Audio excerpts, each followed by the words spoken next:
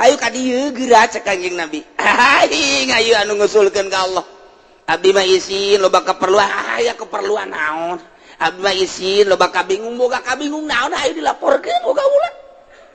Tuh Kanjeng Nabi mantak urang kudu bersisi lah Kanjeng Nabi teu aya geus nitipkeun ka sahabat teu aya geus nitipkeun ka para tabiin geus teu aya nitipkeun ka atba tabiin teh ka atba tabiin hayu cak Kanjeng Nabi ge tuba liman roani wa tuba liman roa man roani wa tuba liman roa wa roa man roani wa tuba liman roa wa roa Habib Rozak terakhir tempat kos gitu lain Habib Rozak iyo tuba tinggal deketan ieu saha nu sok loba maca sholawat ijazah sholawat lobakeun heula maca sholawat ulang hayal jadi marifat ulang hayal jadi wali sholawat bae heulana wayu bae bari lempang sholawat bari diuk sholawat nungguan kitu di masjid maca sholawat deuk dahar maca sholawat ngeuk sare maca sholawat bila perlu ka pamajikan ya Allahumma sholli ala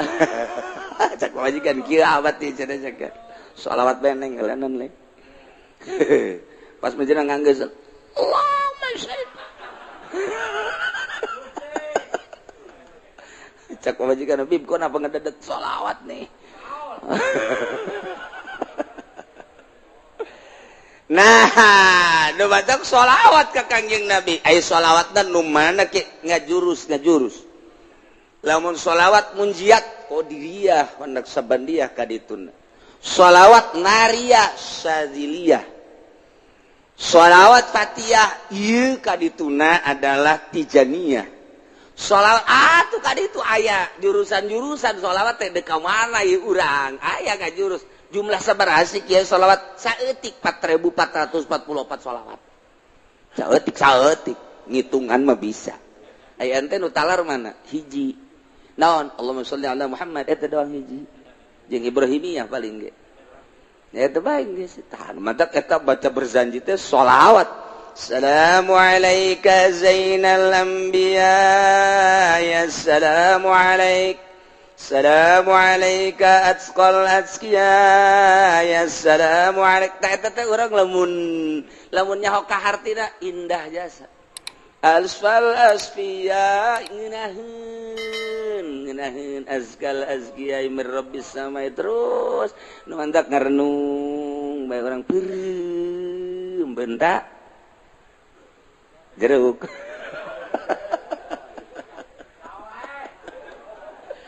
Masya Allah nah kos gitulah nikmat jasa Kanjeng Nabi hayu tepikeun Kang ke ku sebab sering jasa urang maca sholawat haju urang ngahayal sabisa-bisa urang ngahayal teh make ilmu kaistimewaan Kangjeng kemuliaan Kangjeng sehingga kagambar Kangjeng teh dina hayayan urang dina benak hati urang kakasepan kagantengan kagagahan kaistimewaan zahiran wa batiran moal teu ngimpi urang moal da kagak teu ngimpi kajen kumaha ge nu dihayalkeun eta okos urang ngimpi ngahayal hayang mio ngimpi urang ngahayal hayang mio kaimpi urang naik mio wah dina impian nabrak kebo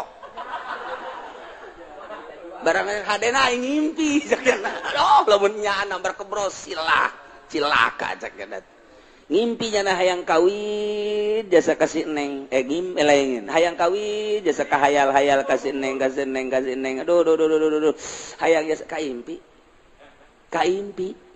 kapanggih dina impian oh neng Masya Allah padahal mah dina asli nama teu bogoh dina ngimpi mah bogoh asli mah henteu geus ditolak sama barakali geus ditolak sama barakali teu seueuh dina surat lagi geus aya kos gituan tah nonsen macem-macem lah dina impian mah nyada daekeun nyada kurang dibawa waduh kos film India Romi Yuli kapanggihnya na wah aja gugulingan kos dina film India ngobrus aya kali gejebur ka kali sial adena ngimpi doang tah eta teh impian teh nu mantap kabagi aya impian anu asli aya impian kembang aya impian khayal tilu Tilu orang ngeuli gerege kitab ya gitu atau aya karangan Imam Ghazali Ta'birur Ru'ya aya Ta'birur Ru'ya nu meuli waring letik aya karangan Imam Ghazali caritaan ieu supaya ngimpi nu asli sebab jeung Kangjeng Nabi bapak teu bisaeun setan ge setan teu bisaeun ngarupa Kangjeng ku sebab urang terus-terusan bae komo tah mah macana amsarati fuman wa farqani wal hubuya daridul ladzati bil alami maulaya sholli wa sallim daiman abada ala habibika khairil khalqi kullihim ka amsarati fuman wa farqani wal hubuya daridul ladzati bil alami maulaya sholli wa sallim daiman abada ala habibika khairil khalqi kullihim min amsarati fuman. Nah dibaca kurang meme sare wudu heula tas ngala wudu mandi nu bagus mandi heula tas mandi ngala wudu make pakaian serba putih make sesengitan sila urang hadiah heula ka guru urang anu ngaijazahan haju ka sahibul mu'alika ta'libna yani Imam Busiri kemudian langsung dikhususkeun ka Kangjeng Nabi macana dinazomkeun barengan ku Maulaya Sholli bari jeung nyaho kahartina dibaca datang kareup sare sok kira eta syaratna kos kitu doang teh syaratna kurang sare teh mendek telentang ti mimiti dieu heula maulaya sholli wa sallim daiman abada ala habibika khairil khalqi kullihim na'am sarate fuman wa farqani wal hubuya daridul ladzati bil alami maulaya sholli wa sallim terus datang ka urang rada geus rada non garang-garana engket-engket rek sare ngedeng langsung tam sarate fuman wa farqani wal hubuya daridul ladzati bil alami maulaya sholli wa sallim daiman PS sakali henteu dua kali ka ditu da mangim pasti jasa kula caritana bulan puasa tah terus bulan puasa tu lempang ka Imah Ki Soleh kadinya di Imah Ki Soleh lewat jembatan ayo jalan kakak tuh kukula nanya ayo si jalan ke mana ieu nanya wi jalan ke Madinah padi Imah Ki Soleh sebelah teh belah diri Imah Ki Soleh ieu Madinah sedang jalan anyar cak nu ditanya teh nu bener ieu jalan anyar bagus teh guguran we kula lompat bener teu kebal aya Masjid Madinah ya Allah jah ieu Masjid Madinah ieu aya orang Arab kan anu unggal lawang aya orang Arab kula dek asup tidak boleh ini khusus orang Arab cek nya juh neangan deui lah aing nyaho lah loba lawangna cek urang teh kula itu aya deui orang Arab udah asup tidak boleh khusus orang Arab cek nya orang ajam tidak boleh lupat ka ditu unggal lawang aya orang Araban cak pemikiran teh jak Kangjeng Nabi mah lain nabi orang Arab jan nabi kabehan naik aing ka jeung kumaha ge naik kula ka luhur begitu naik ka luhur urang cek nya nggak boleh naik kadulu dihandap wah kerumunan aya Kangjeng Nabi tuh ngancan katingali Kangjeng Nabi na ngan dina impian bingung ieu aing ngaragageun mana ringsek asana ringsek aing ieu ka mana ieu haju di tukang penjagana turun teu meunang dihandap geus katingali kerumunan Kangjeng Nabi belah ditu ngancan katingali Kangjeng Nabi na jauh jadi kula ditungtung gitu tah ngan aya di luhur akhirnya kula turun ke handap alhamdulillah begitu nanya itu Kangjeng Nabi cenah buru-buru macet jelema teu bisa ka ditu hudang can kapanggih jeung Kangjeng Nabi geus hudang waduh cek kula teh masyaallah tapi pan lumayan datang ke Masjid Madinah na ye eta ngimpi teh kos kitu teh nah eta bacaan eta kula ngabejaan we naam sarate pun ngamandi heula mandi ngala wudu nol-nolkeun pikiran beres make sesengitan make baju nupis maksudnya karesep Kangjeng Nabi baju putih teh karesep Kangjeng jubah terus make sesengitan beres eta teh tadi ngarep kiblat hadiah ka Kangjeng Nabi ka sahabat ka wali kemudian ka guru urang anu ngaijazahan eta bus imam naon karang-karana Burdah ka Imam Busiri nazomkeun kemudian tambahan maulaya syarat eta kemudian ngerti kana maknana diwiridna sameunangna ulah maka dihitung-hitung datang kareup sare cara tadi we miti dieu heula Maulaya sholli wa sallim daiman abada ala habibika khairil khalqi kullihim min amsarati fuman wa farraqani wal hubbu ya daridul ladzati bilal terus aya tah nu pernah kakula bebeja ku deung di datanya heuh geus barang diwirid ku cenah aduh kiai cenah kunaon teu dake atuh moal ngimpi-ngimpi sia teu dake ya Allah cenah kula teu dake jadi puyeng mah tungtungna mah eureun atuh sia eureun bahaya ke geus teu katekan berarti mah kos kitu mah teu katekan geus bemehna meureun urang amun hayang cepet-cepet ngadahar jengkol nu loba meureunnya abeh terehes tungtungna mah teu kabaca bae eta sering ku kula meuli caritakeun nu sajan-sajan mah ieu mah ala kadar takdir bulan puasa teh ngimpi kos kitu pernah teu nu sajan-sajan antum meuli bejakeun we pokona mah geus deuk kapangideung teh kumaha aing we tah mah ngan ieu mah keur carita model tah ngimpi teh kos kitu tah ya jalan anyar ka ditu Madinah cenah waduh bener masjidna aya teu kebal teh kan eta dijagaan gitu tapi eta dina ngimpi mah urang Arab teh bisa ngomong Sunda deui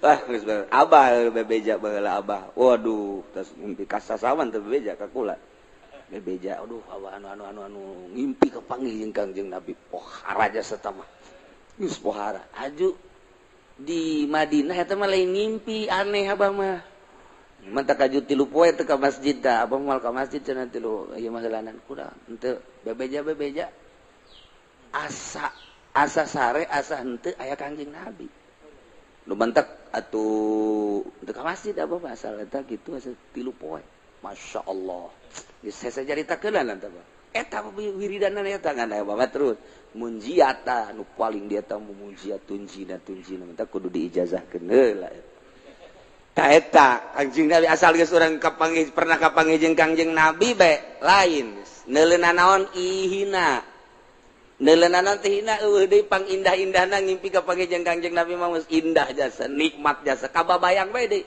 moal poho-poho indah kapanggih jeung Kangjeng Nabi moal poho-poho jeung biar resep keneh maca sholawat teh dibere resep aya nu kabari bebeja maca sholawat mujiat cenah kiai haju ngimpi kunaon kapanggih jeung maung wah saya ijazahna di mana di Habib Rozak pantes satu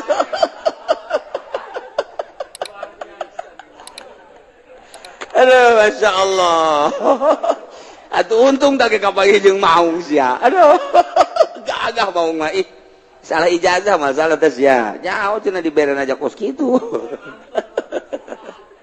subhanallah wa bihamdi subhanallahil azim subhanallah bihamdi subhanallahil azim subhanallah subhanallahil azim sabada ki musannif nyaritakeun tentang syarat jadi pemimpin nu jumlahna aya 10 kahiji syarat jadi pemimpin teh kudu beragama Islam status muslim teu meunang kafir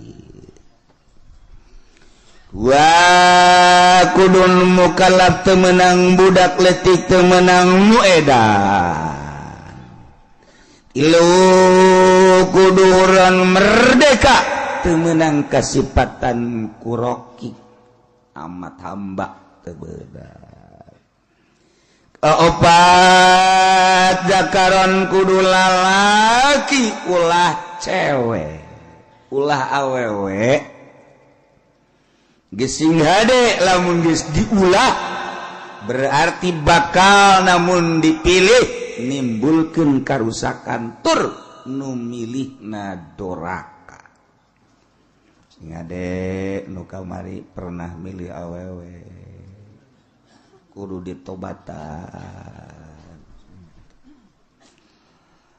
oh cenah teh mah kiai meureunanan teh mah nu ulah ge cak kiai di kulon ulah ge imam imam salat awewe imam pamimpin mah teu teu naon oh kiai ongkoh maca kitab tilok berarti kiai si tilok baca kitab macana koran lain kiai teu kiai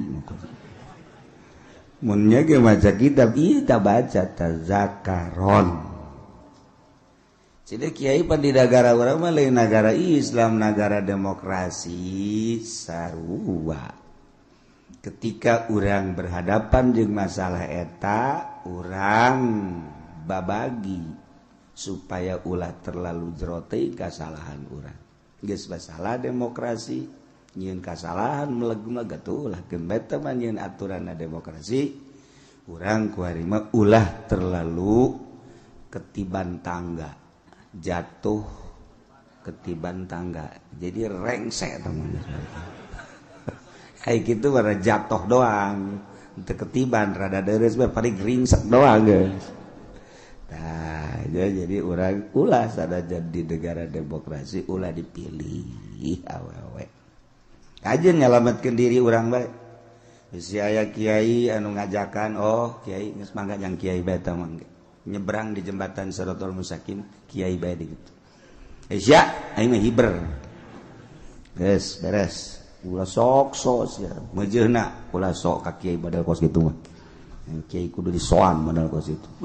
Sia goblok. Kiai lebih goblok. Tolol tungtuna turut bejeun kiai. Aduh, ampun.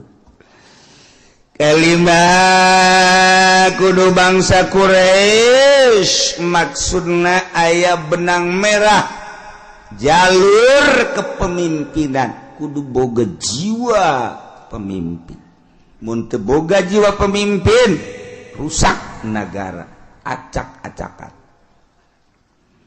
kagenep adlan kudu nu adil benar-benar teu mementingkeun diri sendiri nyana siap untuk membangun bangsa jeung negara aya tanda-tanda keadilanana sebab kadele kurang hiji mun naik mobil kacana tilok ditutupan mana coba teangan pemimpin anu teu nutupan kaca moal dua mun boga rokok nyana teh kadele masyarakat nah hayang ngarokok kajen teuing nyana teu ngarokok rokona dibikeun ka masyarakat tah eta kan ngeunaheun kana hatena meunang we satahun pajakna dicokot rokok dibikeun pajak dicokot bloon nu jelas kudu adil urang neangan adil hese katujuh mujtahidan pinter berarti sebab itu negara lain desa-desa acat berarti loba konflik anu kudu dipecahkeun permasalahan anak nyana teu kudu tuh nyatanya deui andai kata nanya hanya sekedar perbandingan jeung ilmu nu aya di otaknya anak supaya lancar ieu negara kudu mujtahidan 8 sujaan kudu gede wawanen gagah ulah nu pelya-pelye gagah ngindaheun urang boga pamimpin nu gagah kumis gede mantap hehehe janggotan wah cambangan jadi urang neuleuh tanjak da ge asana betah urang barang neuleuh presiden atau raja urang ya ini mah beti kali eueuh kumisan eueuh janggotan macam ulah datang ka kos kitu teu bagus mun kunjungan ke Arab bisa didumling gitu. Sujaan kudu nu gagah 9 zaroin yang kaharep sing ade yang kaharep si ayang ke kaharep jang diri urang bae salametkeun tanggung jawabna ke di akhirat orang bakal ditanya engke ieu mah nunggeus mah geus bae geus tanggung ka neraka geus nunggeus mah geus ieu nu endek bae endek. Nah, dulu ku orang mana nu gagah lalaki sebenarnya hawe ulah lalaki nu gagah pinter eta nu dipilih ku urang kajen nyelametkeun diri urang bae eleh menang sabodok aing mah geus geus sakitu ta pemikiran aing teh ya lantaran engke ditanya di akhirat kumaha gitu. 9 zaraib ngabogaan pemikiran nu luas, wawasan anu jero nu luas sebab negara. 10 boga dedengan sampurna dedeluan sampurna ucapanana sampurna hartina teu balelo ulah ro jeung al sarua cadel ngalana mal beres atuh ro jeung lam kudu beda ro lam lamun akur engke teu bisa. Sifat anu wajib di Allah kesifatan ku sifat basol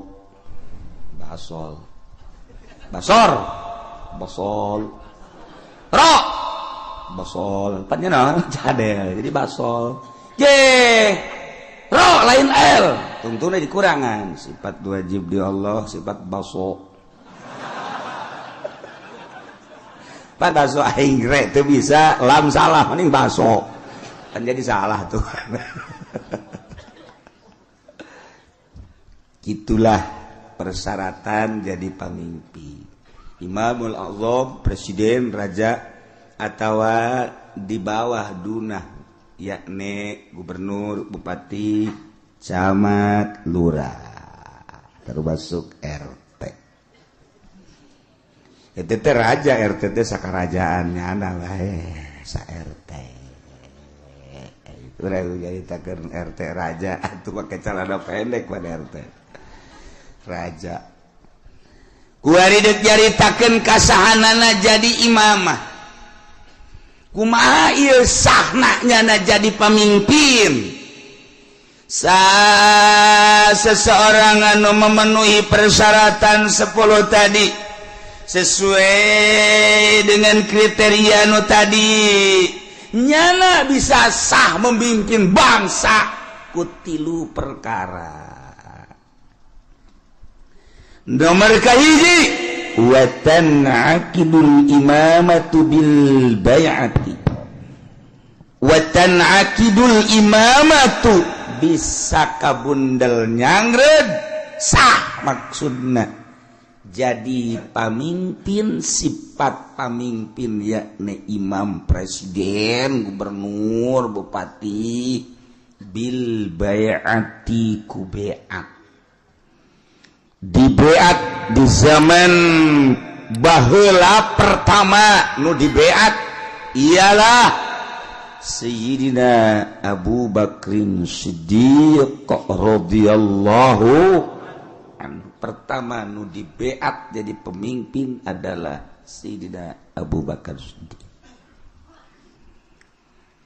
Seluruh sahabat anu ngabogaan wawasan anu sampurna berpangkat ijtihad mujtahid berbagai kelompok tina kelompok dicepol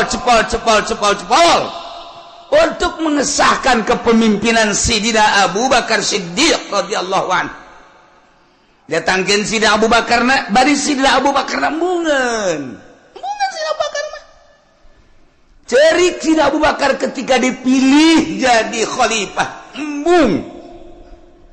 Masya Allah, sarua ketika Sida Umar dibeat jadi pemimpin, sarua sedihun Sida Umar lantaran sarua jeung ngangsongkeun diri ka seuneu. Nomor kahiji dibeat lain hayang dibeat tapi masyarakat tokoh masyarakat ngabeatnya dijadikan pemimpin. Mentek dituk Kangjeng Nabi tanda akhir zaman geus deukeut datangna Dajjal. Nomor kahiji masa cepet as-sanah kasyahri wa syahru kasab wa samakal yaum al-yaum kasah as-sa'ah kal daqiq daging maka itu. Nah, setahun kau sebulan kau seminggu kau sapoe kau sajam masa kumaha okos melem daun korma anu garing. Perat beres. Perasaan urang di akhir zaman engke Kangjeng Nabi perasaan manusia di akhir zaman geus deukeut datang Imam Mahdi neta teh cepet jasa. Kuari geus hampir kabehan nyaritakeun cepet. Kahiji. Disusul kedua yang mukjizat Kangjeng datang ka kos kitu teh nyaritakeun masih kana jauh ribuan tahun ku Kangjeng Nabi geus dicaritakeun. Di akhir zaman sabada terasa cepet ku kabehan zaman bakalna cuaca genjlong. Cuaca genjlong teh artina nu ngaran usim hujan, nu ngaran usim panas. Usim hujan diisi ku panas, musim panas diisi ku usum hujan, sehingga sulit bagi petani untuk menerka musim hujan iraha. Sebab teu jelas hujan, teu diperkirakan bulan eta hujan bae. Teu diperkirakan bulan eta bakal teu hujan, teu diperkirakan bakal hujan, teu jadi genjlog waktu. Eta geus tereh deukeut Imam Mahdi datang. Nu paling deket engke setahun hujan teu eureun-eureun. Hujan beta mengacrek bae hujan ke eureun sajam 2 jam mendung deui hujan. Ke eureun sajam 2 jam 5 jam aya genep jam eureun teh hujan ke hujan deui ngacrek bae hujan. Ke aya 12 jam teh hujan berarti sapoe tapi mendung ke beuting na hujan atau peuting teu beurang hujan setahun kitu bae cuman eta hujan teh layum bitun nabat henteu ngajadikeun tatangkalan ongko hujan tapi gararing teu jaradi pepelakan nu melak naon bae ge biasana mun kahujanan nyembrung ieu mah malak garing teu jaradi. Nah lamun geus eta terjadi eta geus detik-detik terakhir bakal datang Imam Mahdi. Kuari mah kakarak datang ge ka hiji perasaan cepet zaman, nomor kadua waktu geus ada ngagenjlog kuari. Musim hujan, musim panas. Mata Kangjeng Nabi masyaallah ieu mukjizat Kangjeng Nabi. Kula wasok mutalaahan ieu mukjizat pohara geus karasa kuari. Tinggal ngecrek hujan. Engke aya suara di berbagai pelosok. Di kaler aya suara seperti suara ki trompet. Atawa suara ti kidul. Atawa ti kulon suara. Ti wetan atawa ti jerotan aya suara gesekan-gesekan. Atawa suara ti luhur ieu geus sarua geus tereh datang. Nah ieu ngecrek hujan ti Kangjeng Nabi bakal ngecrok tapi teu jaradi tatangkala. Panas ongko musim hujan tapi panas. Okos urang naik mobil mewah tapi kesangan. Slobapan kuari. Naik mobil do mau Fortuner, AC-na gede.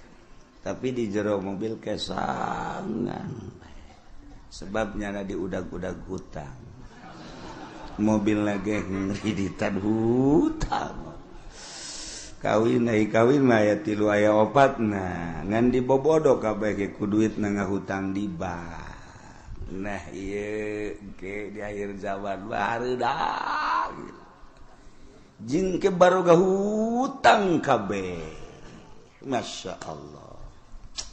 Peneleuan hadis Kangjeng Nabi akhir zaman geus rada loba di antarana engke jelema lalumpatan menuju neraka. Cak Kangjeng Nabi di akhir zaman mah kabeh jelema lalumpatan menuju neraka. Sahabat caricing bae. Maksudnya salah tante Kangjeng Nabi ngomong nyarita. Kanjeng Nabi balik deui ngomongna di akhir zaman mah jelema lumpat kabeh ka neraka percis kos kuya mun dibahasakeun urang mah kos kuya ngagejeburkeun diri ka cai kuya di luhur aya naon bae gerbek brus kuya mah ka cai aya naon gerbek brus ta ieu masyarakat manusia di akhir zaman percis kos kuya nyalametkeun diri ka cai ieu ge lalumpatan ka neraka. Jadi ngegejebur-jeburkeun maneh ka neraka di akhir zaman mah. Sahabat tetep masih culak-cileuk keneh wae. Masa sih cak hatena. Neraka kan seuneu. Mun jelema kudu ngagejeburkeun ka seuneu. Ima jelemana meureun teu normal di akhir zaman teh wae mah Kangjeng Nabi salah ye. Masih didengekeun bae ku sahabat. Asana meureun aya kekeliruan ieu Kangjeng. Kanjeng Nabi kan weruh sadurunge winara. Sahabat teh masih kere culak-cileuk. Banget teu percaya cak Kanjeng Nabi di akhir zaman ke jelema lalumpatan menuju neraka. Percis kos kuya nyalametkeun diri ngagejeburkeun ka cai. Engke jelema masing-masing kabeh berduyun-duyun. Malah mah mun aya anu rada lambat kunyana disingkirkeun lambat amat sih ka neraka. Disingkirkan kunyana anjela jadi anu jelema anu ngahalangan di lambat sia ka neraka bae kudu lambat anjela wih bari yang berani ayo aing geula geus aing jadi pamimpin neraka geus oh beranian biasa berarti kan geus 3 kali Kanjeng Nabi nyarita kos kitu tah berarti beneran nanya lah sahabat wani 5 ya Rasulullah kunaon bisa kos kitu ya Rasulullah bisa jelema berduyun-duyun ka neraka sebab jelema kabeh memberanikan diri hayang jadi pamimpin mendaftarkan diri hayang jadi kepala desa mendaftarkan diri hayang jadi bupati mendaftarkan diri hayang jadi gubernur mendaftarkan diri hayang jadi presiden hayang jadi menteri eta ngaranna menuju neraka jahanam ya Allah ya Rabbi, orang lamun ngomong kos gitu pan bupati dah kiai dibisaan. Tok sama kos gitu mah. Sia aing mah keur ngaji, sia daek ngadengekeun atuh teu kaji.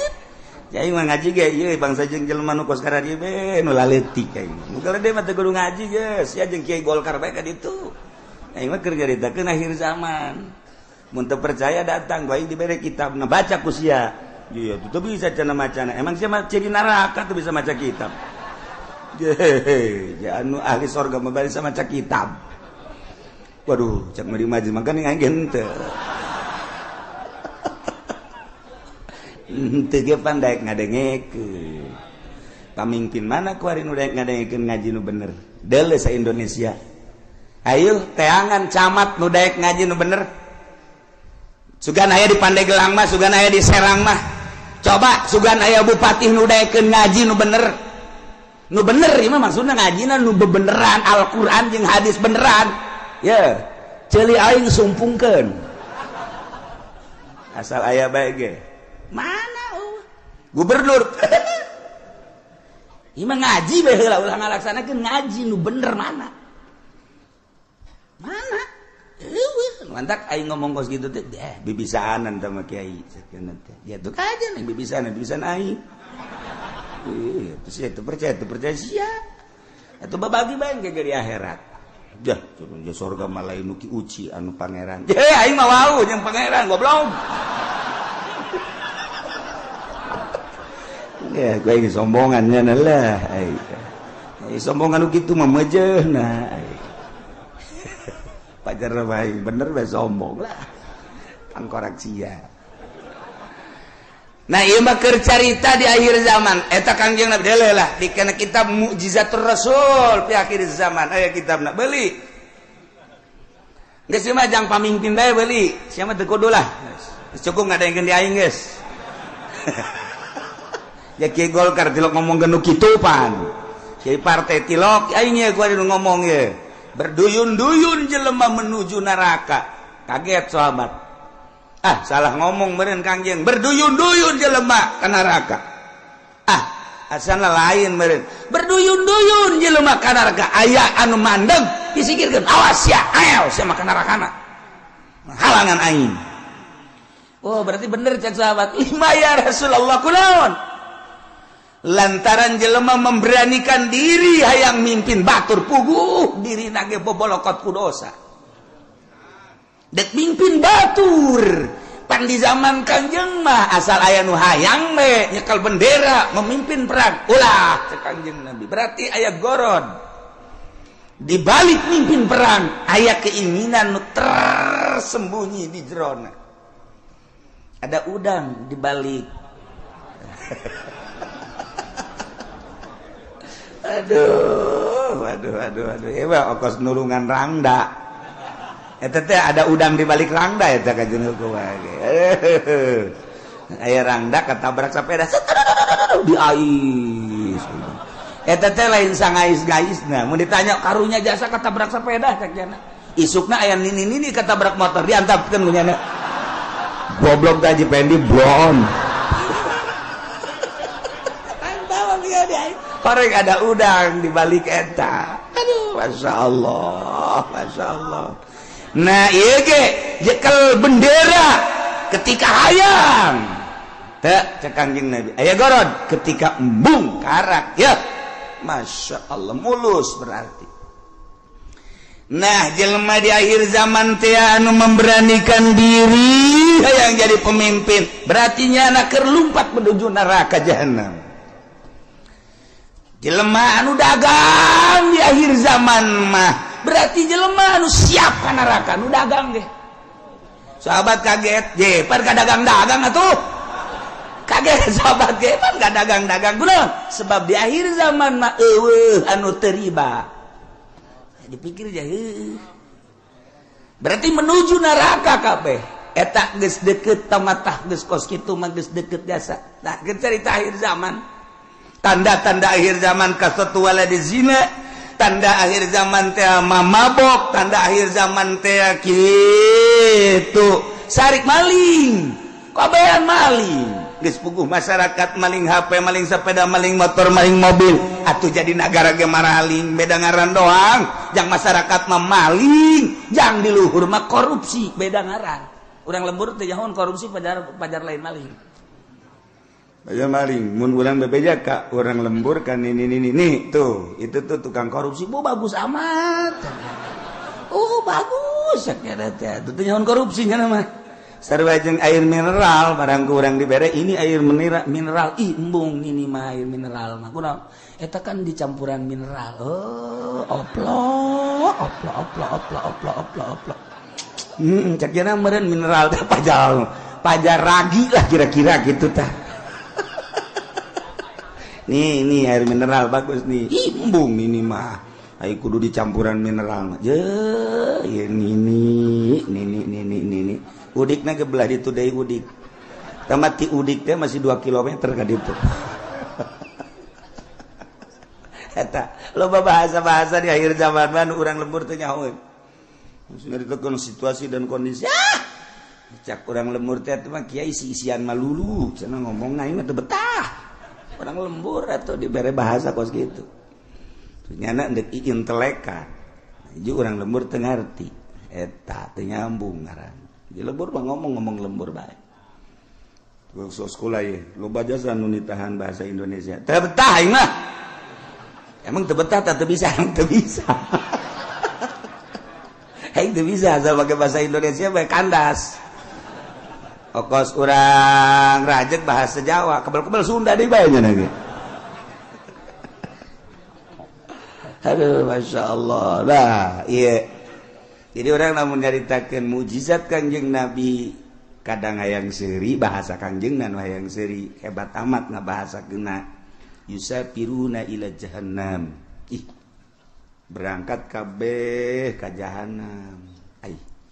Kedua yas'auna ila jahannam lumpat yas'auna mah yusafiru mah leumpang yas'auna mah lumpat sahabat kaget penyaluatan si ka jahanam horeng bener sia ulah yang serikeun pamimpin lumpat ka jahanam nu tadi kedua pedagang ge orenganan lalupatan ka jahanam. Nomor katilu cak Kangjeng Nabi di imah bae ge tetep ka jahanam bae. Yeuh. Ajeuna mah kabehan tah, bupati rada lega bae. Tadi masa ka aing doang cak bupati jeung gubernur sia ge sarua. Ayo atuh berjamaah lah. 5 ya Rasulullah kunaon make jeung di imah bae ge? Sebab di jero imah ge teu kaluar tina maksiat. Di jero imahna, di jero kamar, di jero kamarna nyieun kamar deui, di jero kamarna nyieun kamar deui, dipoekan tetep maksiat bae. Allah Karim. Sebab apa di jero mainnya geus bisa make jaringan internasional. Sanajan di jero kamar, kamarna di kamaran deui, kamarna dipoekan, tapi nyana bisa nempo Hollywood. Di jero kamar, kamarna di kamaran deui, dipoekan, tapi nyana keur aya di Hollywood. Ya Allah, ya Rabbi. Masya Allah. Pindahkan. Keur aya di California. Masya Allah. Pohara. Ya Allah. Jauh teuing lah ke California mah. Pencet deh Texas. Woi. Cek nini eta sih negara mana? Ulah loba omong nih. Nini mah nini bae nyahona paling ge bojong bae.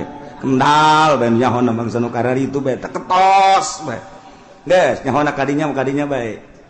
Pugu di bojong geus sareng di Texas kuari mah. Eueuh nu teu akur kuari. Kahirupan di Amerika jeung di Citra aja atuh beda. Kahirupan di California jeung di BSD aja teu beda saeutik-eutik can akur. Sok deuleu naon nu eueuh kuari. Di BSD lamun di Amerika urang ningali minuman bebas. Urang turun di pesawat di Abu Dhabi. Oh, minuman timimiti segede cinggir datang ke segede awak. Minuman haram. Aya digeulak. Di Abu Dhabi, cek urang ieu negara Islam nama ieu, tapi pan minuman pohara. Meuli urang roti di dinya. Plek, nu belah ditu belah kulon nyelempet dibuka. Aya gambaran jerona. Roti. Kula gitu bebeja kan nu sejen kula doang eta. Besi aja mareli. Roti meuli roti garing belah ditu belah ieu kan minuman tuh. Wow, barulut tempat tadi Abu Dhabi. Cek kula teh meuli roti belah ditu tah. Nah. Meuli detik sagede korma segala naon teh. Dibeli buka aya gambaran. Sia seri emang ngarti tah naon sih. Maksudna aya gambaran teu make calana sia. Geus ditutupkeun deui ku kula lah. Dia kan banjang bawaan ka imah.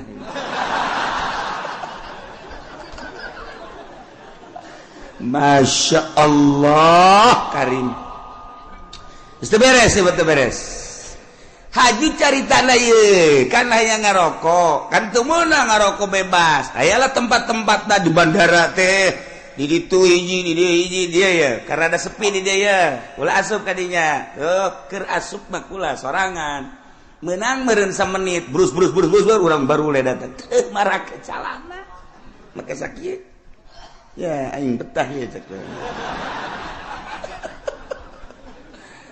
Perlakuan ngalakukeun nu teu senonoh di jero dihareupeun manusia-manusia geus biasa. Kaluar we kula. Masyaallah Karim. Eta di Abu Dhabi, kos kitu di Abu Dhabi encan di jerona eta kakarak di bandara. Masya Allah Karim, encan di Amerika, encan di Inggris, encan di Jerman, di Prancis. Teu kudu jauh-jauh di urang emang kumaha gitu. Masya Allah. Tanyakeun ke kacamat gitu. Pan nanyakeun kacamat berarti rahasia. Geus teu kudu nanyakeun ka urang lembur kacamat, camat anu gaul tapi camat. Saha? Teu jauh kula wae, teu jauh gitu. Jauh jasa. 1 2 3 4 camat nu gaul nu sok biasa kapanggih di satelit. Terus siapa semuanya satelitnya tadi mana? Dasar lembur siapa? Kampungan. Kos gitulah Indonesia eta ge Tangerang. Mantak berduyun-duyun menuju neraka. Di akhir zaman geus eueuh anu teu lumpat ka neraka.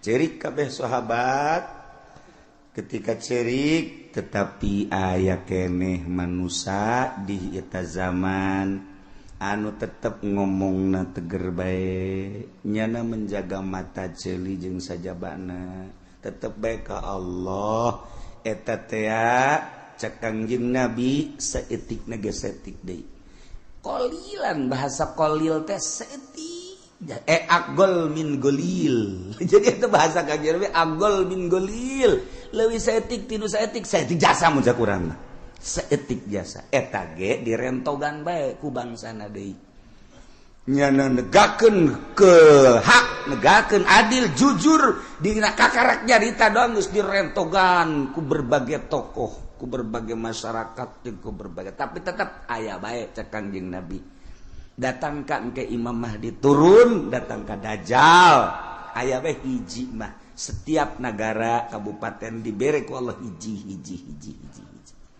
cuman geus hese nyalametkeunana sakadar nyarita ilah Kangjeng Nabi nyaritakeun mukjizat di akhir zaman geus ku ari mah zaman geus karasa cepet waktu ngageser geus encan doang hujan ngecerep satahun angkep lamun kula nyaritakeun Mekah bakal dilebaran Madinah bakal diberet geus eukeur malah nah ieu tinggal hujan ngecerep satahun tapi teu jaradi naon teu jaradi jelema berduyun-duyun menuju neraka jahanam teu karasa Masya Allah tetep urang mantak ngaji urang hayang salamet mudah-mudahan urang kabehan disalametkeun ku Gusti Allah keluarga urang pemajikan anak incu urang disalametkeun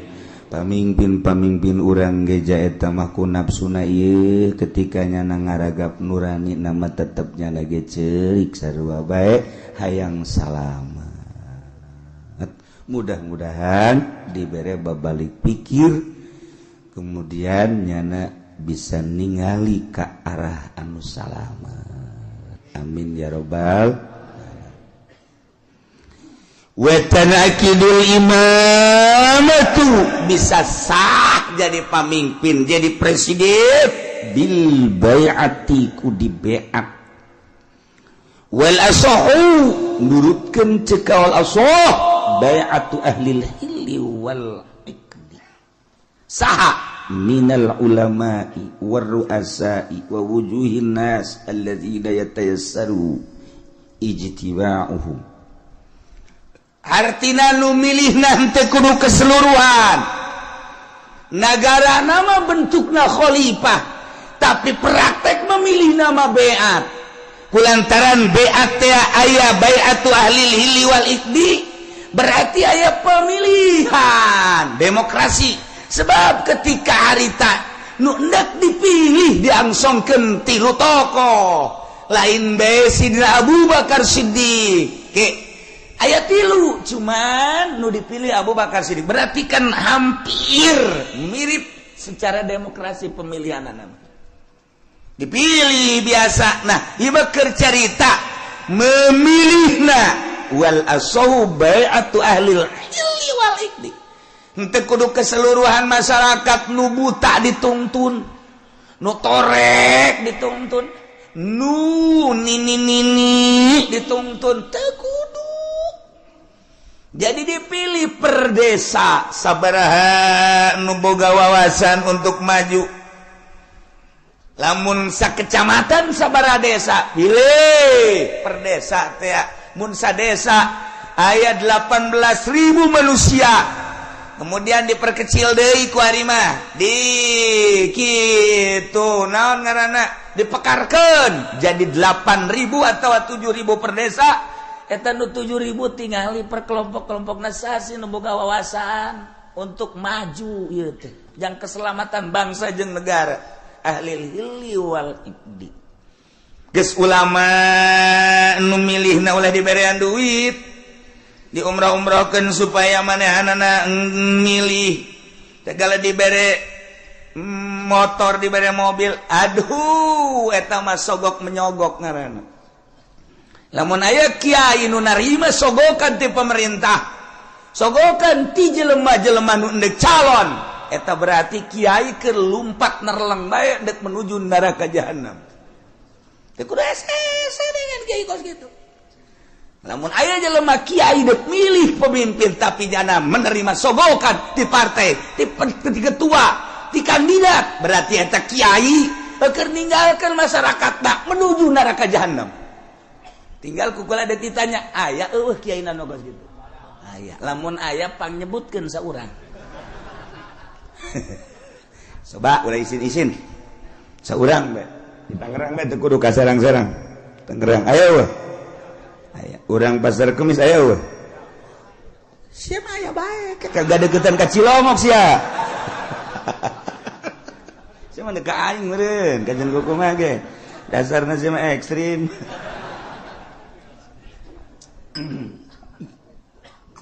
Nah, ulama nu milihna boga wawasan. Di samping ulama ruasa, pemimpin-pemimpin, tokoh-tokoh, wa wujuhin nas, tua-ketua manusia anu gampang kumpulna dalam rangka menyatukan visi dan misi untuk memajukan bangsa jeung negara. Masya Allah, nu milihna nu kos kitu. Yes. Kuari maka simpulanana bae wa syartuhum sifatus syuhud. Syarat jelema nu endek mengangkat kepemimpinan, ulama, tokoh, termasuk kitu kepala-kepala kampung dan lain-lain sebagai berbagai lapisan masyarakat anu dianggap mempunyai wawasan. Syaratna sifatus syuhud, sifat saksi. Nu kira-kira nyana jadi saksi sah. Berarti kasifatan minal adalah wa gaya. Nu milihna kira-kira santri jadi saksi sah. Berarti ngabogaan sifat adalah eta. Jadi henteu sakabehna ieu mah kabeh kita milih. Nu embung dibere duit. Anu embung ge dibere mobil, kena ngengkei milih ka ditu dipaksa karana eta kos kitu mal beres. Satungtung pemilihan umum model kos kitu nagara ulah diharapkeun kudu beres. Satungtung kiai nu endek ngararapi ngabantuan jangan luruskeun nagara nyana ngabutuhkeun kana sogokan keneh ieu mal beres nagara. Nyana nu sok pidato, wow, rosy wal naon gara kadituna. Finar ceknya na ya Rasul murtasi finar nyogok nyung narima sogok ka neraka hulunya anak tas dibere motor mio ne cekal huluna ai sia ngomong goblok ieu ngomong teu bareres goreng kiai okos jelema di kota Allahu Akbar aya nanaon Allahu Akbar.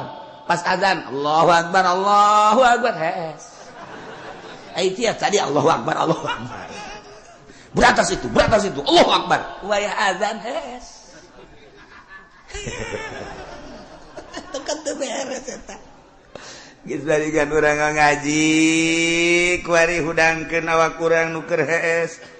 Supaya gigisi tempo gerak ke alam barzah. Ulah neulean batur awak kurang bakal dibaringkeun di alam barzah. Eueuh nu dibawa kabeh ge sugih teu dibawa, gagah teu dibawa, kabeh ngan awak kurang we jeung boeh. Dibukakeun ieu na ditempelkeun pipi urang kana taneuh. Sakadar urang gagah, sakadar gagah keur hirup, paeh mah geuninganan kos kitu. Sugih keur hirup paeh mah geuning kos kitu. Baring bae bentakeun mata hate urang aing teh bakal kos kitu. Kabeh nu daek milu rekan-rekan ngan sakada datang ka bibir kuburan. Pemajikan jeung anak datang ka bibir kuburan doang. Pemimpin urang kepala urang mun urang bawahan ngan datang ke bibir kuburan doang. Selesai. Ditutup kuburan urang sorangan di jero. Tanggung jawab urang bakal datang amal-amal urang bentakeun mata hate urang eta. Nah lamun geus bentak itu kan rada dijaheueuh horengan eta ngaranna bentak udang ngaranna geus inget kanu bogana ka Allah subhanahu wa ta'ala. Nailah di negara Islam cara memilih pemimpin di beat, cara ngabeatna cekawal asob bayatu ahlil hili wal ikdi, ngabeatna ahlil hili wal ikdi yakni minal ulama war ru'asa wa wujuhin nas. Ulama-ulama jeung pemimpin-pemimpin jeung tokoh-tokoh masyarakat anu mudah berkumpulna untuk menyatukan visi dan misi dalam rangka melajukan bangsa jeung negara. Syaratna sihatus syuhud, sifatus syuhud kudu sahnyana jadi saksi. Berarti kasifatan ku sifat adalah ulah kabehan memilih jam milih nagenya nama henteu boga wawasan, henteu boga wawasan jang ngemajukeun umat bangsa jeung nagara, teu boga pikiran kumaha ieu bakalna lamun dipimpin ku seeta nagara urang, perpolitikan, perekonomian, perbudayaan leuwih agama. Lamun urang geus nyaritakeun agama kan mayoritas di Indonesia mah urang geus korban. Jakarta geus dipimpin lain ku muslim tapi ku kafir. Teu beurang di jerona kan aya musliman. Eta geus bentuk kasalahan. Mangga bae ieu negarana demokrasi kan tetep bae. Urang teh hese ngayakeun muludan di Jakarta. Cobalah gubernur dipersilakan untuk nyambut. Ayo nyanang ke kumaha nyambutna? Hah? Wih, sebuah nirwana. Lain Kangjeng Nabi nyarakan nirwana, golok ya. Nyaritakeun rajaban panggil coba mal bisa. Jadi geus eueuh agama mah macet, sedangkan Indonesia mayoritas agama atuh kudu dihormati mayoritas kajian kumaha ge. Numantak tiba heula di urang mah negara demokrasi terpimpin teu murni, henteu bisa nuturkeun Amerika langsung ka pusat ka ditu secara utuh. Sebab lawan mayoritas Islam, loba ulama-ulama, loba wali-wali. Aya kesenjangan atuh lamun kos kitu. Sebab lawan paling istimewa agama mah Islam. Sebab di Islam mah kabeh merasa terhormati. Kristen dihormati ku Islam mah. Buddha dihormati ku Islam, Katolik dihormati. Pokoknya masing-masing, tetapi anu bercokol memimpin tetap kudu Islam. Nyana tetap dinaungi. Tingali riwayat para khalifah. Tingali riwayat para khalifah, khulafa ur-rasyidin. Kabelah dieuna mentak 35 tahun masa kenabian, masa kekhalifahan, kemudian ka dieuna sultan. Kabelah dia nama, kabelah dia cek Kangjeng Nabi sabada eta geus ka ditu acak-acakan. Ya, khairul qurun korni. Terus mayali ali. Nah, berarti Kangjeng Nabi terus sahabat tabiin tidinya ka dia acak-acakan. Urang di zaman acak-acakan tapi masih keneh bisa maca Quran, maca tafsir ieu ge anugerah ti Gusti Allah Subhanahu wa ta'ala. Di zaman akhir anu geus lain lalagaan urusan riba, urusan keadilan geus eueuh, kejujuran geus eueuh, tapi tetep bae aya keneh nu beuntas saurang-saurangan di negara aya komo di masyarakat mah teu rusak kabeh. Sakieu geus alhamdulillahirabbil alamin. Salametkeun diri urang, eueuh nu ngarunyaan ka diri urang iwati diri urang. Batur mangan sakadar huhahehe doang. Mantak Tan Syekh Abdul Qadir kedatangan tamu. Setelah kedatangan tamu nyaritakeun cintana ka seseorang. Seri Tan Syekh datang deui tamu nyana nyaritakeun cinta ka seseorang. Seri geus beres ngobrol nyaritakeun cinta, nyaritakeun bendu. Kasih anu mah cinta, kasih anu bendu, kasih anu cinta, kasih anu bendu. Cek Tuan Syekh, cinta ente jeung bendu ente tetep neraka jahanam. Kunaon emang? Sebab cinta jeung benduna lain lillah, aya kepentingan. Urang resep jasa ka tokoh nu itu, pohara. Emang kunaon mantak resep sok merean bae. Aing bendu jasa kasih itu, kunaon pelit. Tuh kan? Aing resep biasa ke kiai itu batu. Emang gua kiai itu mah naon bae ge jeung meunangnya nama. Itu semua karena menang bae, anu mengkredit menang, segala menang. Kalau deposito menang, aing geunaheun. Kadinya aing bebarengan jigana nonton bola tah, kiai mah kudu kos kitu internasional. Aing resep jasa kajana mah. Benduna kasih itu bendu jeung resepna kabeh lain lillah sarua jahannam.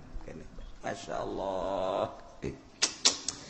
Dah ini nomor kahiji jelema diangkat jadi pemimpin melalui pemilihan di BAT dipilih ku ahli hilli wal ikdi nu milihna ulama ruasa wujuhin nas yakni nu kasipatan ku sifatus suhud sifat adalah sahnyana jadi presiden lantaran dipimpin ku jelema-jelema ku tokoh-tokoh ku bangsa-bangsa anu ngabogaan wawasan tur ngabogaan sifat keadilan nyana mingpina dengan prima ngeunaheun teu leceh falamma qawsaru ayunan nas wastarhabuhum waja'u bisihrin azim Allahu a'lamu bimuradi qala ngucap yang Nabi Musa ngucapin lapad alku nibakeun sira gawe amrun lil ilmi yaiku parenda kadue ngirinan litaqdimi raqaihim kalawan andinginakeun nibakeun ane sahara kabeh tawassulan bihi na ara-ara gawe lantaran kalawan kangjeng Nabi Musa tawassulan kena ara-ara tawassul kalawan Musa tawassul tetakti ilahi wari lagi mari ngalahirkeun hak falamal qaum maka samang-samang sanibakeun ya sahara kabeh balahum wa isyahum ing pirang-pirang tampara sahara lan tetekene sahara pirang-pirang tetekene sahara saharu maka pada ngalalihir ya sahara kabeh ayunan nasing pirang-pirang mata manusia Salapuhan hakikati dokia tegese molahakeun ya sahara kabeh aing ayunan nas saking hakikat nemone ayunan nas wasarhabu namring mamadani ya sahara kabehum ing nas khawafuhum tegese mamadani ya sahara kabehum ing nas haitsu khayaluha hayatan tasa sekira-kira ngareka ya sahara kabeha ing hibal wa isyahum ayatan tasa ing ulakan gede atau ayatan ing ulat tasa kang luar leori hayah waja'u lantak kaya sahara kabeh bisirin nazim kalawan sihir kang agung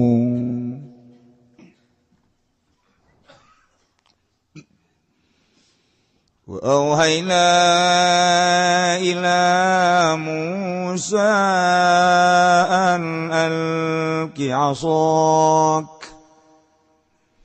فإذا هي تلقف ما يأفكون والله أعلم بمرادي ووحينا lan ngawahyu wanisun agung ila Musa maring kangjeng Nabi Musa an alqi yen tan nibakeun sira Musa soka ing tetekeun sira Musa paida maka kaget ia utawi asotal iku ngaleglegan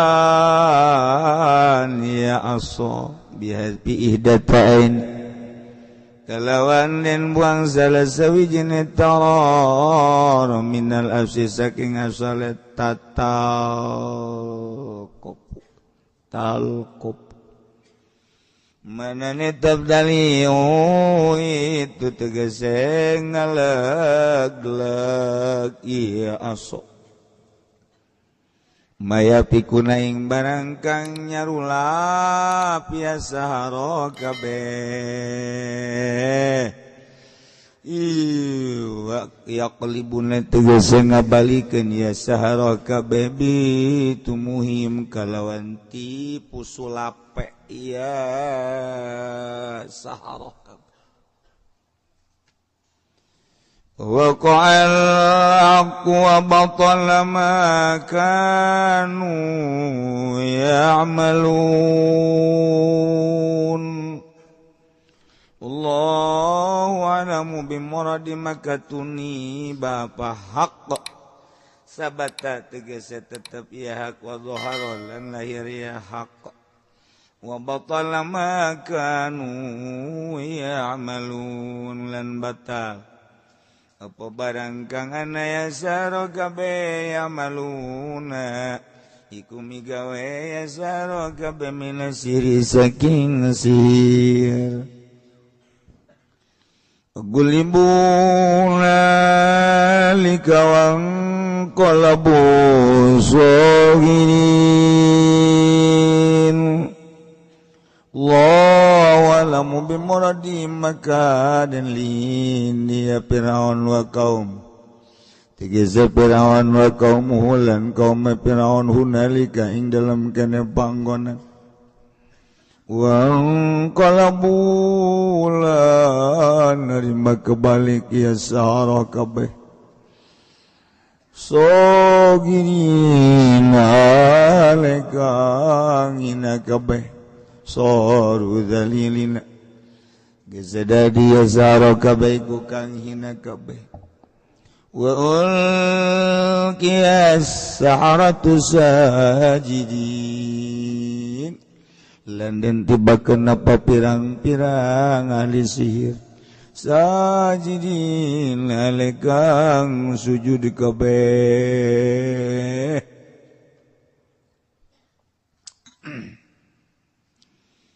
qalu amanna bi rabbil alamin Rabbi Musa wa Harun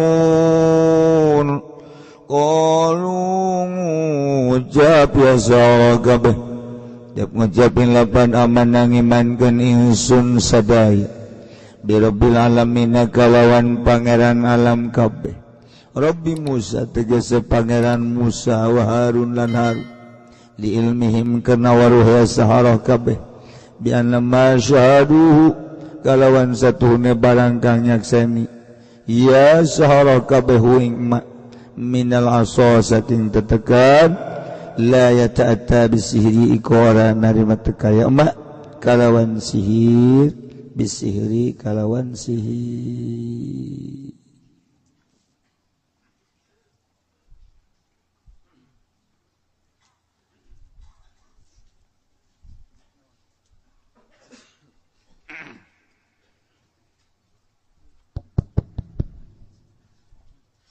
gedekeun saeutik pisan teh.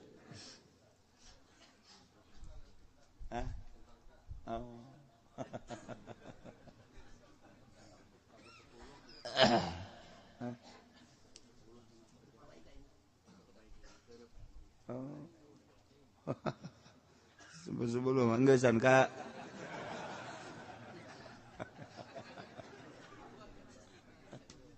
Allah karim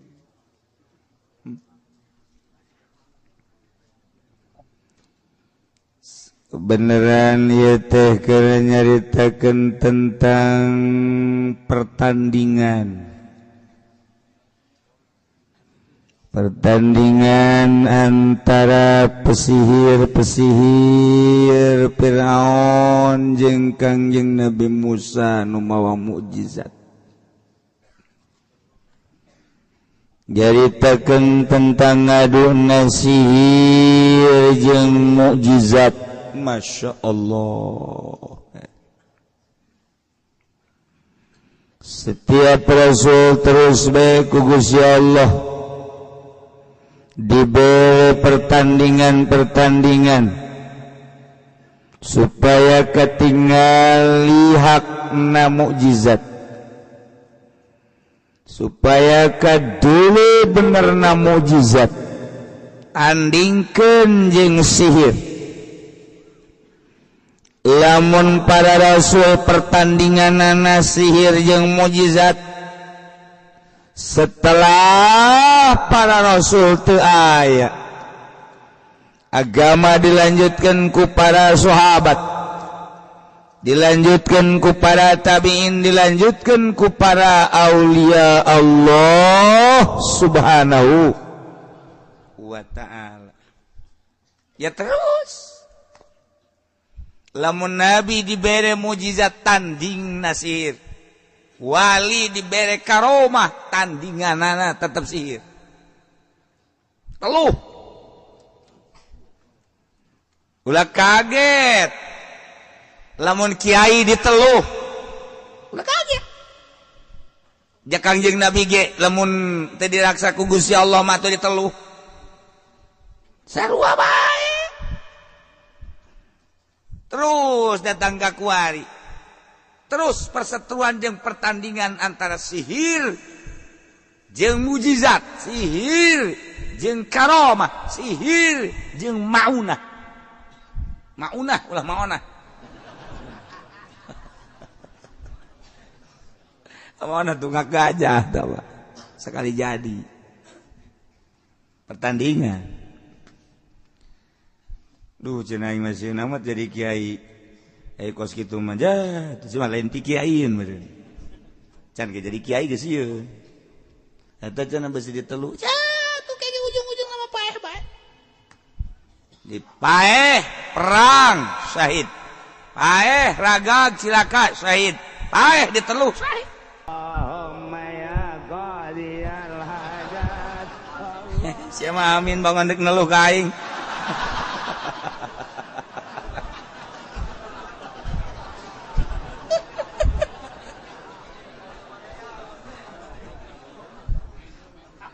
Iya, tidak sekarang itu, masya Allah, kayak udah kaget.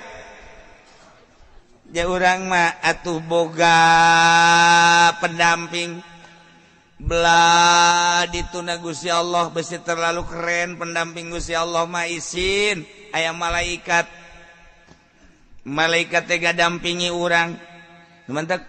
Orang teh ya, orang segede orang, kadang-kadang sok aya aneh, kumaha anehna? Anehnya kadang-kadang orang si pentingan najong. Itu teh maksudnya mah itu teh tidak hudak. Malaikat teh, namun lain malaikat jin meureun salah jalan. Jin ge, hampura cek kana aing salah jalan. Kata aja urang, ngan urang mah geus udang teh jam sabaraha? Jam 2. Beuh, puting kene. Sial jasa rep deui. Bola pada tanah Allah. Eta teh geus aya bimbingan berarti. Urang lamun sering maca sholawat, deui wiridan mah sholawat. Ka kula sok anu maksa mantau wiridan nu jetu sholawat. Datang keluar, mah dibere sholawat di bae cek geuna. Ai sia kumaha? Sholawat teh ka Kangjeng Nabi, Kangjeng Nabi teh afdalul makhluqat, sambungkeun diri sia ka Kangjeng Nabi ku sholawat. Hayang naon ujianana? Sia masuk hararese jasa. Beda sholawat teh ngomong jeung babaturanna. Ieu sholawat di.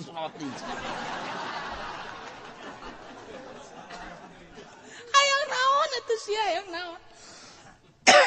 Nah, urang dibimbing ku Allah, dibimbing ku malaikat. Lain lalagaan bimbingan. Lamun cacak bimbingan moal kuat. Moal kuat tuh mantap kuat ge. Seorang penegak agama aya ngabimbing.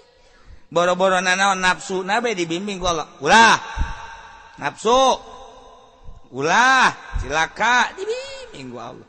Tah hayang aya nu ngabimbing model kitu teh eta teh kudu loba hudang ti peuting, kudu zikir, maca sholawat, kakarak di jero hate ngegelempeng blek beda di jero hate teh aya eusian eusi teh eusi ma'rifatullah nu mawa wani nu mawa teges anu mawa lesang marifat ngomong eta kapan lamun teu marifat mah teu lesang aya hartina teu lesang teh aya muatan bae ngomong orang di hareupeun bupati muatanana amplop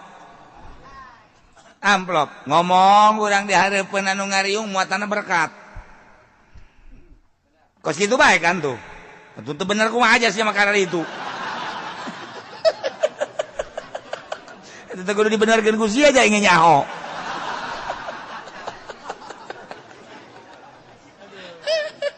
sok ayo nu mantak ayeuna mah kiai anu naek ka panggung kuarir kiai nu naek ka panggung dalam rangka kitu kampanye eta teh berarti kan muatan dalam rangka pilkada pilgub muatan eta teh kos kitu henteu cenah kunaon mah ikhlas sod ikhlas ka dieu coba ka dieu sia sodna kumaha sodna goblok ikhlas ya balik baik kayak mah tadi ongkosan sial capek ongkos bener kan Bod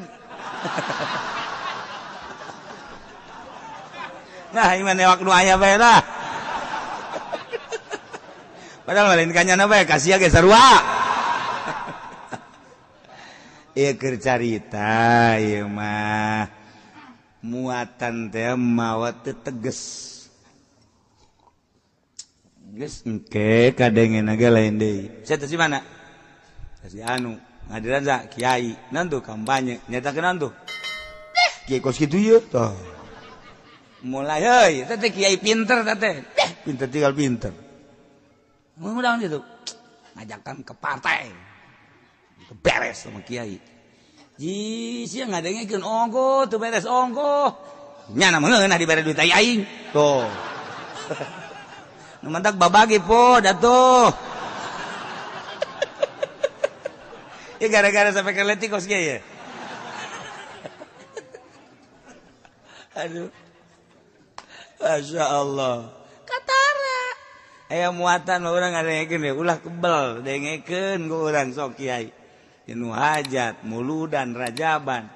Antara aya muatan jeung eueuh kula sok rinci kula mah daripada ceramah ngaji jeung ngadengekeun lillahi taala daekan ngadengekeun. Resep kula ngadengekeun teh resep. Batur mah cenah teu resep kana kula teu. Kula mah malah lamun ngomong teh geus embung ku ari. Embung lah imam besi ku Allah dicarekan salah naon kitu boga pikiran teh tah. Aing ngadengekeun mah teu salah-salahnya anak. Geus atuh aing resep atuh terus atuh bamalerkeun kan gitu aing ngadengekeun mah. Ngarokok teh naon teh lah sok ngadengekeun gua teu kebal haju bae muatan katara kudu bisa ngaji bilagah mah komo tek geus katara kajian ku kumaha ge geus eueuh nu teu katara saeutik ge urang ngaji bilagah teh aya makom likuli makom makol likuli medan rijal aya muktado na nyahoan kurang kamari aya Habib Salim Jindan NKRI marka naon marka bingung kan urang harga mati atuh urang mati nya pajar marka atuh marka mah jalan cek urang teh kunaon eta lain haolan nyaritakeun eta berarti muatan NU kan NKRI mah berarti nyana keur nyaritakeun NU kabawa ka Habib Lutfina ka NU-an nyaritakeun Nusantara kan Nusantara mah NU nyaritakeun tentang Muhammadiyah eta teh Sayyidina kan eta mah perseteruan antara NU jeung Muhammadiyah kabawa kanyawan ku ahli ngaji mah kaluar tina jalur deuk saha mantak resep ngadengekeun teh resep marga aturan mah marga lamun marga mah di Bandung marga hayu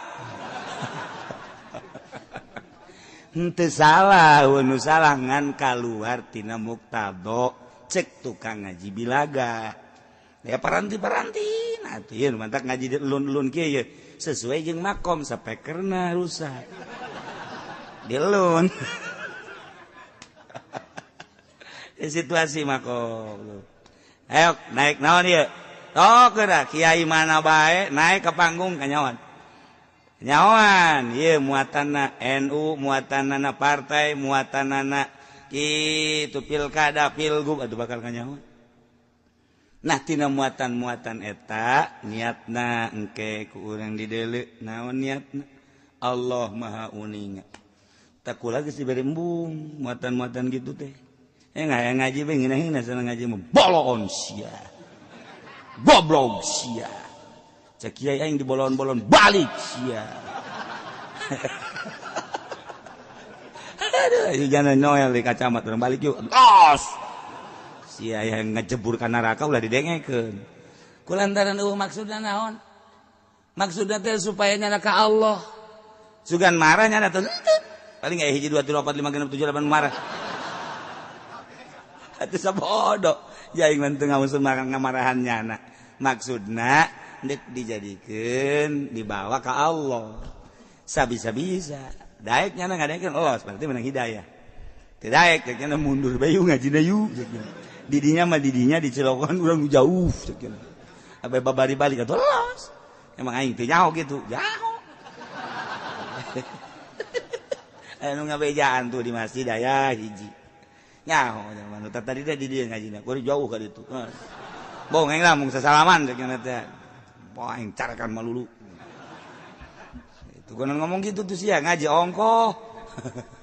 Aya anu geus bugraget teh kakula, bugraget. Kiai tapi kunaon tuh air rekaman nama menta deui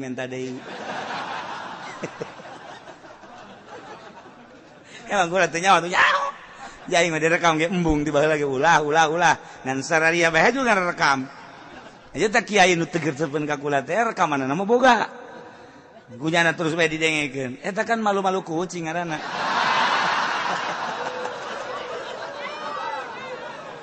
ngan teu nanaon kula mah hari nyana aya mangpaat nama tu mangga bae henteu aju kurana bendu teu mun kula bendu bae carekan ku Allah entek eueuh nu dipake ke bendu sasage pamarentah emang kula bendu ka pamarentah henteu ka bupati deukeut ka gubernur deukeut komo rano karno pernah shooting bareng ben baheula gara-gara sapeker kos ge jadi kieu ye tah atuh teu bendu teu naon ka WH ka Arif henteu nyana urusan nyana manusia kula urusan kula manusia hubungan kemanusiaan akur pagawean beda-beda kula mah kula nyana mah nyana wayah kula nyaritakeun agama kadenge ku nyana teu bener henteu bendu kula mah ka nyana bendu ka kula urusan nyana cenah aing mah teresep ka kiai atuh boro-boro nyana rang da kolot ge teresepkeun ka aing kecuali nu ngora siapa sok bisa baik iya ngaji naon sih